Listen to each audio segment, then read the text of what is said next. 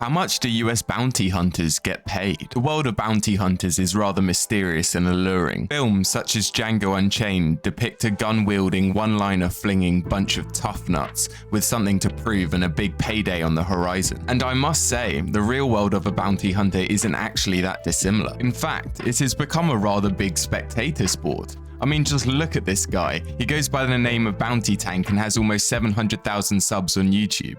If he turns up at your door, you're giving up right away. Most bounty hunters work with bail bond companies. When someone needs to post bail of, let's say, $100,000 but doesn't have the funds, a bail bond company will require the individual to post around 10% of the amount, whilst they put up the other 90%. If the accused returned for the court date, the bail bond company will get all of the money back, including that 10% paid by the accused, making a tidy $10,000 in this case. However, not everyone shows up for the court date, and thus bounty hunters are employed to track down and return the accused so that the bail bond company can get their money back. There is a lot of confusion on how a bounty hunter can do this and what licenses are required, and I don't blame them. Requirements differ per state. About half of all US states have some form of licensure or registration requirements. For example, Alabama requires bounty hunters to complete a bail bond examination, whilst other states only require you to be of legal age with no criminal records. However, usually it comes down to ensuring you have insurance to cover you for any false arrests that may occur. This brings me on to my next point.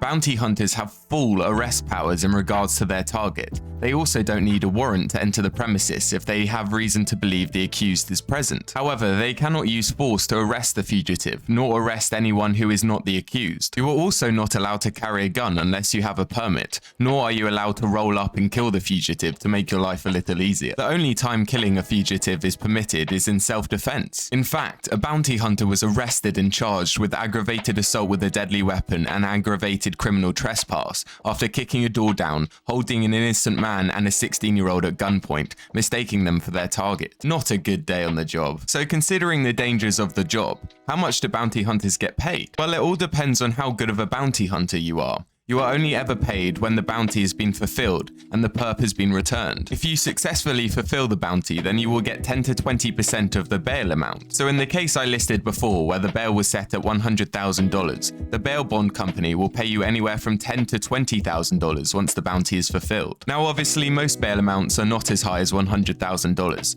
For example, the average cash bail amount in New York City was $38,866 in 2021, meaning a bounty hunter would receive roughly $4,000 to $8,000 per bounty on average. This means that the average full-time bounty hunter will make in the region of $50,000 to $80,000 a year. BLS, or the Bureau of Labor Statistics, lumps private investigators, detectives, and bounty hunters together with a reported $50,510 median salary. So how does this pay compare with similar jobs? Well, in comparison, you would have to be an experienced staff sergeant in the US Army to earn this much. On the other hand, an LAPD police officer 12 months into the job will make $80,000, or the same as the top-end likely income of a bounty hunter. So does this job appeal to you? Let me know in the comments down below.